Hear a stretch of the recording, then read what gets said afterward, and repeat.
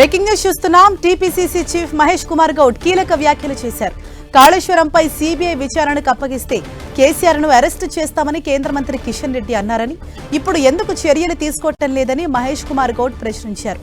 BRS కు ఎందుకు కొమ్ము కాస్తున్నారో కిషన్ రెడ్డిని బండి సంజయ్ అడగాలని మహేష్ గౌడ్ డిమాండ్ చేశారు. అవినీతిపై బండి సంజయ్ మాట్లాడడం హాస్యాస్పదంగా ఉందన్న మహేష్ గౌడ్, మంత్రులపై అవినీతి ఆధారాలు ఉంటే చర్యలు తీసుకోవాలన్నారు. మున్సిపల్ రిజల్ట్స్ చూసైనా బండి సంజయ్ వాస్తవాలు తెలుసుకోవాలని మహేష్ కుమార్ గౌడ్ సూచించారు.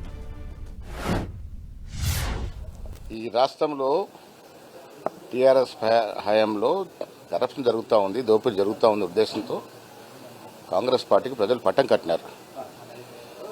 దానికి అనుగుణంగానే కాళేశ్వరం ప్రాజెక్టు మీద కానీ, ఫార్ములా ఈ రేస్ మీద కానీ కమిషన్ వేయడం జరిగింది. విద్యుత్ కొనుగోలు మీద కమిషన్ వేయడం జరిగింది. పారదర్శకంగా ప్రజలకు పాలన ఇవ్వాలని, గతంలో జరిగినటువంటి అవకతవకలు నిగ్గు తేల్చాలనేటువంటి సదుద్దేశంతో కాంగ్రెస్ పార్టీ ముందుకు పోతా ఉంది. ఇక మేము ఇలాంటి కార్యక్రమాలు చేస్తే కాంగ్రెస్ పార్టీ కమిషన్లని, కరప్షన్ అని మాట్లాడితే సంజయ్ గారు వాస్తవాలు తెలుసుకోవాలి.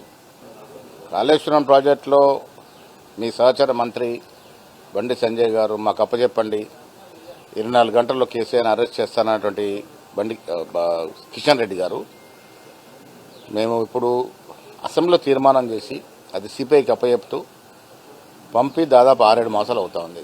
ఉలుకు పలుకు లేదు.